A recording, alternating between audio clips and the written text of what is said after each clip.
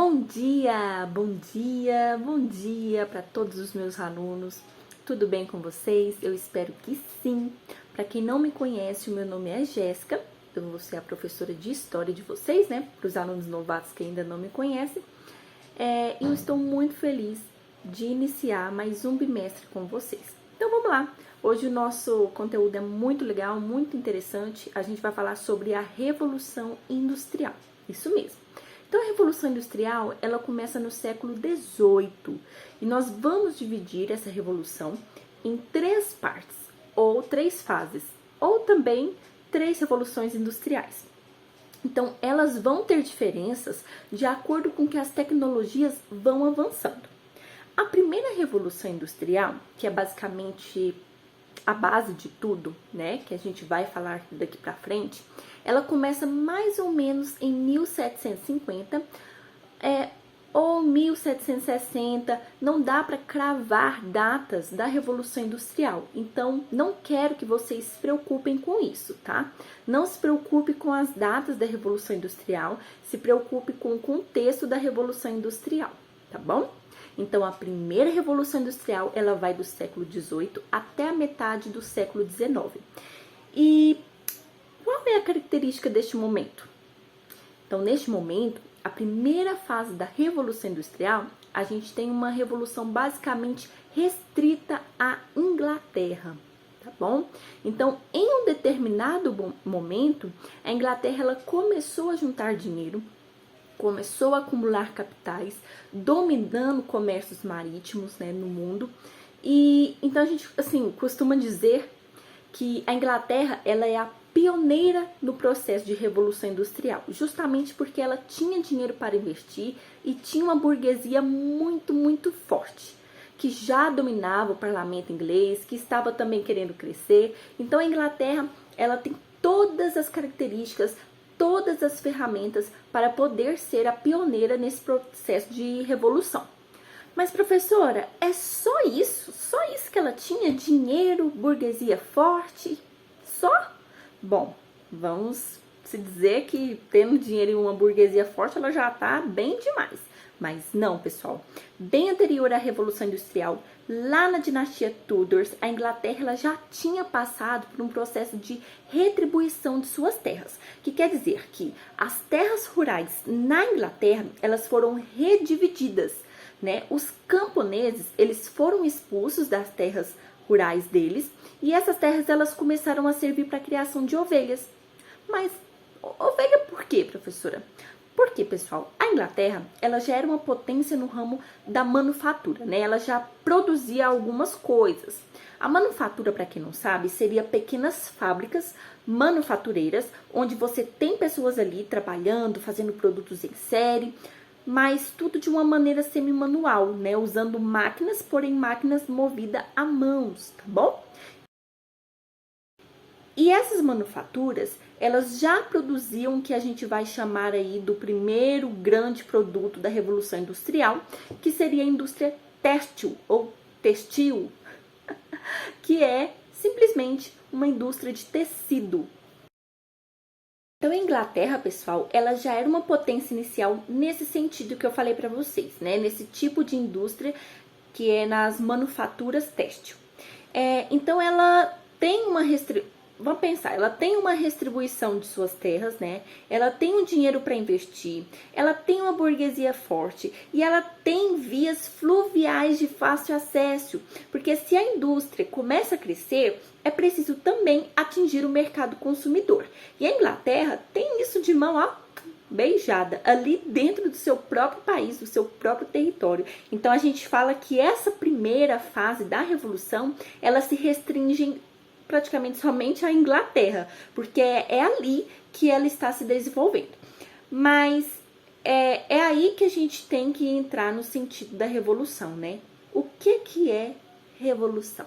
Revolução nada mais é quando há uma mudança significativa na maneira de vida das pessoas, né? Uma mudança significativa na sociedade. Por exemplo, vamos exemplificar. Um processo que não é revolucionário a um processo que é revolucionário. Vamos dar um exemplo aqui, ó. O impeachment. né, da ex-presidente Dilma. Teve muita manifestação, né, que foram fazendo pressão ao Congresso e ela recebeu o impeachment. E aí entrou o Michel Temer, né? A gente pode caracterizar esse período como um processo de revolução? Será? Não. Não podemos, pessoal. Porque não há uma ruptura na maneira de viver das pessoas, né? A gente não trocou um sistema. A gente não trocou, por exemplo, o meio de vida das pessoas. A gente trocou governantes. Isso não é revolução. O que aconteceram foram manifestações, foram movimentos. Tá bom, pessoal? Então, revolução é quando há essa ruptura, né? A sua vida, ela modifica. Você vivia de uma maneira, agora você passou a viver de outra maneira. E a Revolução Industrial é isso. Isso que aconteceu. As pessoas agora, elas viviam basicamente de manufaturas ou do artesanato ou do campo. Agora elas estão vivendo o quê? Vivendo do quê? Agora essas pessoas estão vivendo e sendo dependentes das fábricas, dependentes do meio de vida que está sendo colocado para elas. Basicamente o que está sendo imposto para ela. Bom, então o que é a característica dessa fase? Qual que é a característica da primeira revolução industrial? Uma das características é que as mulheres, elas recebiam salários, menores. Isso mesmo. As mulheres, elas recebiam um salário bem menores. Então, elas eram muito empregadas nas fábricas. Por quê? Porque elas recebiam salários menores. Aí você diz, professora, as mulheres tinham mais oportunidades, então, do que os homens, né? Se elas tinham mais vagas nas fábricas. Isso não é questão de oportunidade, pessoal, é uma questão de exploração. Então, as mulheres, elas eram empregadas, elas recebiam salários menores, por isso elas eram empregadas em grande peso, tá bom? E, pessoal, crianças também eram empregadas nas fábricas, elas recebiam salários menores do que os homens adultos, né? Porque essa noção de infância, assim, essa noção de infância que a gente tem, sabe? Que criança tem que brincar, criança tem que ser criança.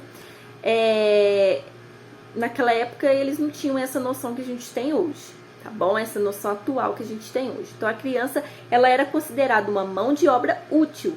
Então ela era utilizada na Revolução Industrial, principalmente para poder extrair o principal produto, né, que vai gerar a principal fonte de energia da Revolução Industrial, que a gente pode definir que era o carvão, né, o carvão mineral.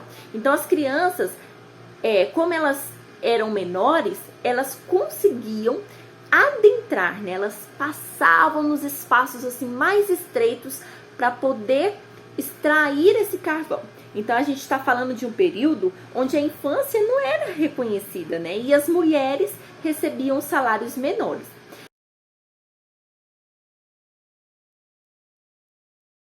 Então, elas eram mais exploradas e é nessa primeira fase também que a gente vem aí com duas classes novas, tá, pessoal? Que é a burguesia industrial, que já existia uma burguesia comercial, agora a gente está falando de uma burguesia industrial, que são os donos das indústrias, e o proletariado, né? Ou o proletário, que são os trabalhadores das fábricas, tá?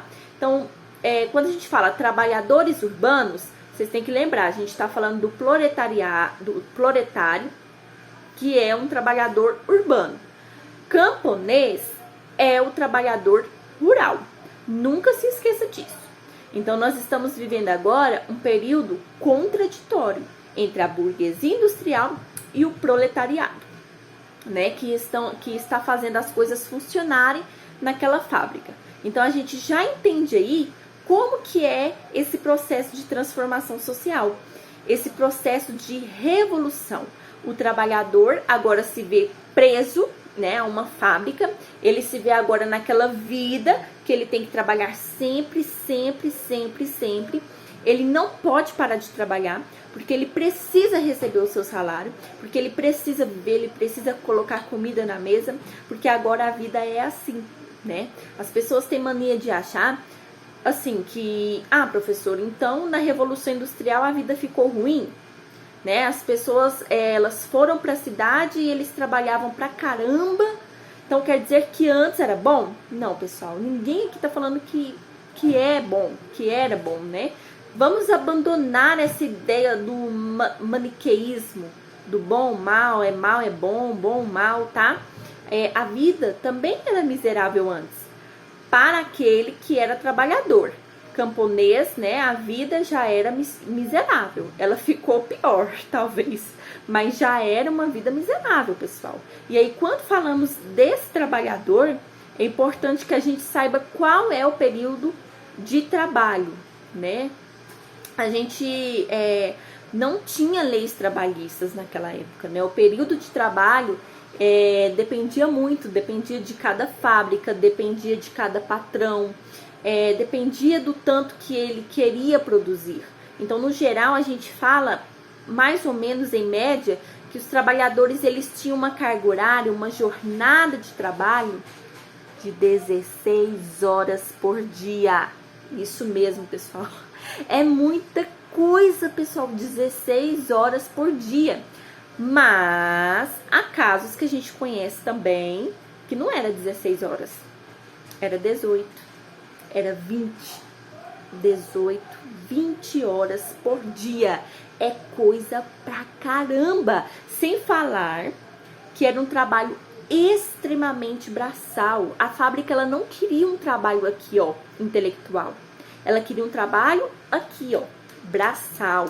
Então, diante a quantidade excessiva de horas que o trabalhador ele tinha que estar lá na fábrica, ele tinha que trabalhar, não sobrava tempo dele ir para casa, às vezes nem para almoçar, nem para descansar um pouco, tomar um banho. Gente, que isso? Jamais tomar banho, né? Pensando nisso, olha o tanto que as fábricas elas foram, né, pensavam só nelas, né? Pensando nisso, as fábricas, elas criaram bairros industriais, né? Que são aqueles bairros criados em volta da fábrica, que é exatamente as casinhas dos trabalhadores que trabalhavam nas fábricas. Hoje em dia ainda existe alguns bairros industriais, aqui em Rio Verde mesmo tem, tá? Então os bairros industriais são justamente para as fábricas terem um controle assim total da vida de seus trabalhadores. E também para esses trabalhadores não perderem tempo, né, para se locomover, perder tempo no trânsito, porque aí é somente eles atravessar a rua e eles já estão no trabalho, prontos, ó, para trabalhar. Fora, né, gente, a quantidade de hora que é hora pra caramba.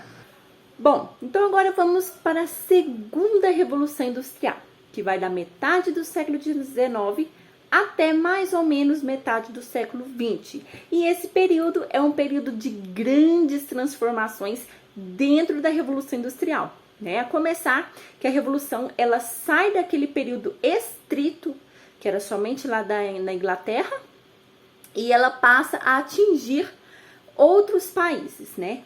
Entre esses países, a gente pode citar a Bélgica, né? A gente pode citar o que é a Alemanha hoje, a gente pode citar a França, os Estados Unidos, a gente pode citar também o Japão.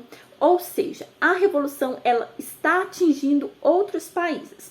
Mas o que é característica, né? Além de falar que ela atingiu outros países, quais as características dessa segunda Revolução Industrial?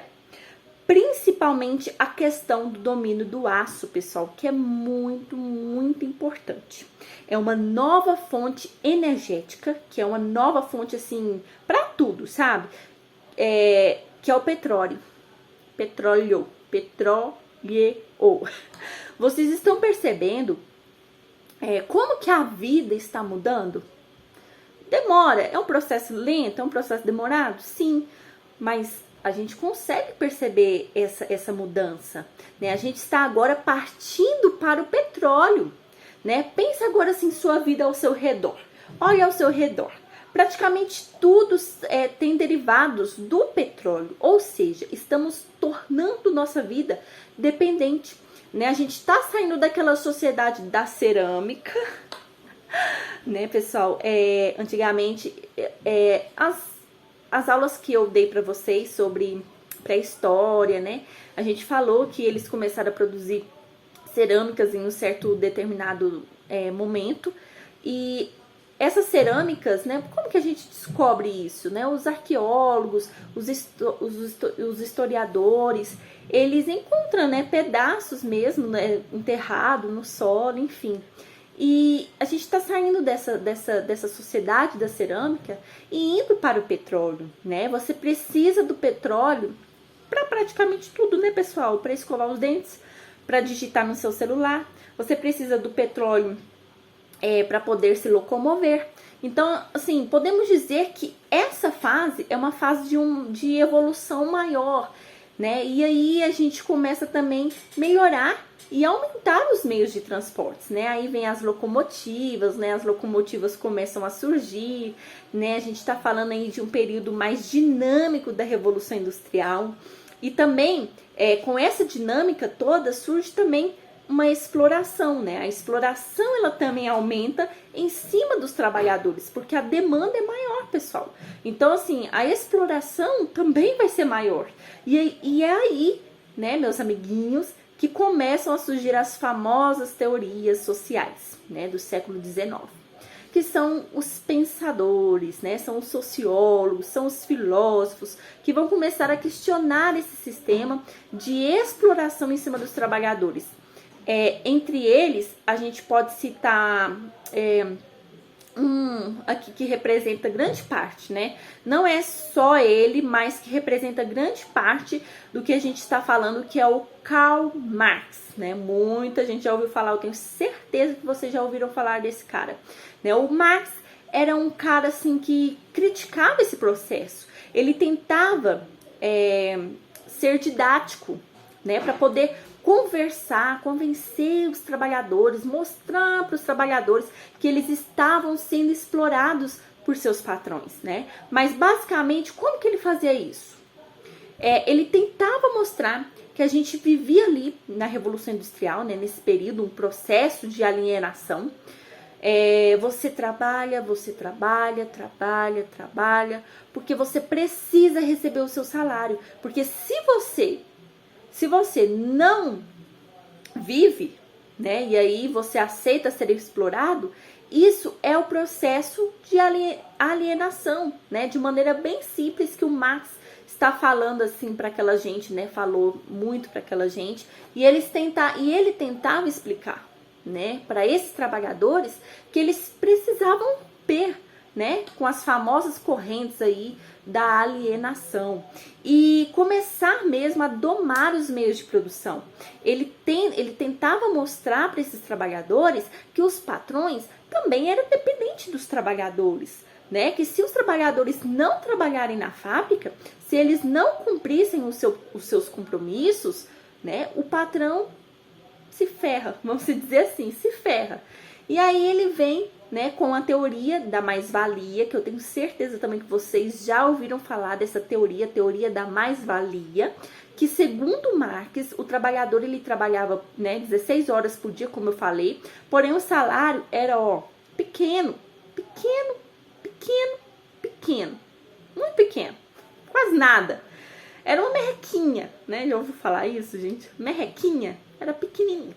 Não era proporcional às horas de trabalho, né? Não era proporcional àquilo que o trabalhador trabalhava. Ele recebia como se ele tivesse trabalhado 1, 2 horas somente no dia. Aí o Marx, ele fala por que isso acontece, né? Porque existe a mais-valia e a menos-valia, né? O trabalhador, ele vende a sua força de trabalho para o patrão e fica com a menos-valia. Por quê? De 16 horas que o trabalhador trabalha, ele recebe somente 2 horas. Sobra quantas horas, pessoal? Sobra 14 horas que ele deveria receber, mas ele não recebe. Essas 14 horas vai para o bolso do patrão, é o patrão que recebe. É isso a teoria da mais-valia, né? O Marx estava tentando ensinar para os trabalhadores o que era a mais-valia e tentando mostrar por que eles eram explorados. Isso vai ser muito importante para a história, pessoal. Muito importante para a sociedade, que a partir daí os trabalhadores eles começam a reivindicar, né, os seus direitos. né? Eles começam a criar os sindicatos, que são organizações que vão representar os trabalhadores. E aí eles vão começar a garantir, não agora, mais para frente, ainda não tão rápido, eles vão começar a garantir uma equiparação de salário, que também não é aquela coisa toda, não é uma equiparação perfeita, porém já abre as portas para futuramente garantir o salário mínimo, porque naquela época não existia o salário mínimo, ainda não tinha leis trabalhistas, né? E aí é aí que eles vão começar a garantir leis trabalhistas a partir do momento em que os trabalhadores estão se organizando. E eis que a gente chega na terceira revolução industrial ou terceira fase, que muito prazer, é onde nós estamos. Estamos vivendo a terceira revolução. Basicamente, a maioria dos historiadores vão colocar que a terceira revolução ela começa após a Segunda Guerra Mundial, e isso é um fato, porque infelizmente, pessoal, eu tenho que dizer para vocês que a guerra, de fato, elas contribuem, né, de uma certa forma, com uma certa evolução tecnológica, né, uma certa evolução científica. Infelizmente, é isso que acontece. Então, a gente costuma dizer que na Segunda Guerra Mundial, a gente teve uma contribuição científica, por exemplo, a gente tem a bomba atômica, tem gente que vai falar, inclusive, que a gente tem a criação da internet, avanços, inclusive, na medicina, para cuidar dos feridos, né, das batalhas, das guerras. Então, pessoal, infelizmente, a gente tem que trabalhar com esse ponto, né? Então, após a Segunda Guerra Mundial, a gente tem um ápice de evolução, né? O que acontece com essa nossa terceira revolução industrial, né? Ela é a coisa mais simples da gente entender, porque a gente está passando por ela, né? Então fica fácil a gente compreendê-la. A gente está falando de um processo revolucionário, onde a gente vai ter um aumento significativo da tecnologia, né? A gente vai ter, de fato, o que a gente chama de uma indústria de alta tecnologia. A gente está falando de computadores, a gente está falando de celulares, a gente está falando de equipamentos médicos, a gente vai ter um crescimento gigantesco na indústria farmacêutica. Hoje, por exemplo, pessoal, quando surge uma doença nova, né, no pedaço, ela pode ser controlada de uma certa maneira, né? Eu não estou falando de achar uma cura, mas ela pode ser controlada, né? A gente está vendo aí agora, né, essa pandemia aí com o coronavírus. Então, assim, há estudos que vão avançando, que a gente consegue descobrir rapidamente que tipo de doença é essa, né? E é claro que isso não é geral, mas a gente consegue sim descobrir, na maioria das vezes, que tipo de doença é essa, como controlar, né? Já começa a surgir vacina, vocês estão vendo aí, né? Já surgiu a vacina do coronavírus, né? Vocês lembram também da gripe suína, né? De repente nós já estávamos vacinando e foi fácil controlar. Então, assim, você consegue manter métodos de controle. Aí você pensa, mas a gente está falando da saúde, professora. Mas, pessoal, existe uma indústria por trás disso, né? Que é a indústria farmacêutica. Eu lembro que antigamente, né? Gente, assim, minha época, né? Eu nasci em 1994. Não sou velha ainda. Mas, assim, os celulares é bem menos tecnológico do que hoje em dia, né, pessoal? E foi um processo assim foi rápido. Na minha época era tijolão, né? Era aqueles celulares, não era smartphone, a internet não era internet desse jeito, né? Os computadores também eram computadores, né? Diferenciados. A internet, eu lembro que quando eu tive internet, eu já estava adolescente, eu já era adolescente quando eu tive o meu computador com internet, sabe? E a internet, ela era de giga, né? Não era Wi-Fi. Hoje em dia a gente tem Wi-Fi, né? O celular também não era de clicar em tela, não. Era aqueles de apertar os botãozinhos, sabe? Então, assim, teve um avanço muito rápido com tudo. seja internet, computador, celular, né? Então a gente está vivendo esse processo de transformação, né? Nós estamos vivendo o processo de revolução industrial. Nós estamos falando de uma indústria, né, de alta tecnologia. E o petróleo, pessoal, que a gente falou, né, agora há pouco, né, está aí. Coisas que se mantêm da segunda revolução, que estão aí até hoje aqui no nosso dia a dia, principalmente o petróleo, né? A gente também tem a questão de fontes energéticas que vão agora tentar discutir como ser mais sustentável, entre outras coisas, né? Só que uma coisa é importante saber, junto com o crescimento da revolução, nós temos também o crescimento do mercado consumidor. Vocês concordam comigo? O mercado consumidor, ele é muito amplo. Quanto mais produtos se tem no mercado, significa que tem mais consumidores. Então, a gente tem um aumento do mercado consumidor, uma dinamização do mercado consumidor, né? A gente tem meios de transportes mais eficazes agora também nessa terceira revolução industrial, né? Por conta disso, porque, pessoal, pensem, o produto ele precisa chegar até você, né? Ele precisa chegar no mercado consumidor. Então, eu quero que vocês entendam, né, que nós estamos vivendo um processo de transformação social, né? Nós estamos vivendo um processo da terceira revolução industrial. Pessoal, por hoje é só, não quero que o vídeo fique muito longo, mas a gente vai continuar esse conteúdo. Qualquer dúvida, me procure. E na próxima aula a gente continua falando mais sobre isso, tá bom? Que é um conteúdo muito gostoso de estudar. Um beijo e fiquem com Deus.